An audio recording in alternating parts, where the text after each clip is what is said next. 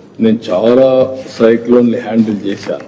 Not now, from the beginning. First east గోదావరిలో 96, 97 ఆ ప్రాంతంలో హరికేన్ వచ్చింది. అప్పుడు కొన్ని వేల కొబ్బరి చెట్లని పడిపోయినాయి, చాలా ఉధృతంగా వచ్చాయి. కొన్ని వందల వేల డెడ్ బాడీస్ ఫిషర్మెన్ విలేజెస్ లో అయితే ఫ్లోట్ అయ్యే పరిస్థితికి వచ్చింది. కొన్ని వేల అనిమల్స్ అయితే చనిపోయినాయి.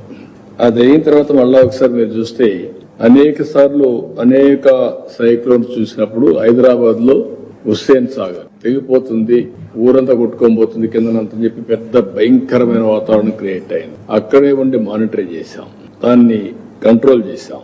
అదే మరిగా మన దగ్గర ప్రిపేర్ అయితే సూపర్ సైక్లోన్ ఒరిస్సా క్రాస్ అయితే మనం మెషరీ అక్కడికి పంపించాం.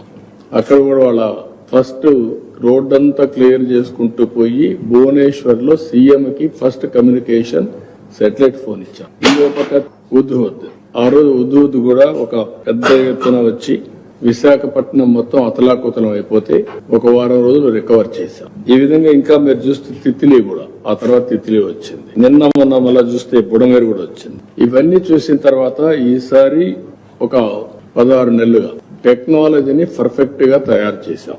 ఇక్కడ మీరు చూసినటువంటి ప్రెజెంటేషన్ లో చాలా సిస్టమేటిక్ గా టెక్నాలజీ అంతా కూడా ఒక పద్ధతి ప్రకారం చేసి దాన్ని ఎక్కడికక్కడ మీరు చూస్తే నేను చాలా సార్లు మీకు చెప్పాను, 1 గవర్నమెంట్ 1 సిటిజన్.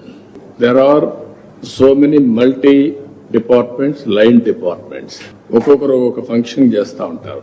ఇది అల్టిమేట్ గా stand alone systems are working. పై ఆఫీసర్ కింది వాళ్ళకి చెప్పాలి, కింది వాళ్ళు మళ్ళా కిందికి చెప్పాలి, లాస్ట్ మైల్ పోయే కొందికి చాలా డిలే, అబ్నార్మల్ డిలేస్ అన్ని ఉంటాయి.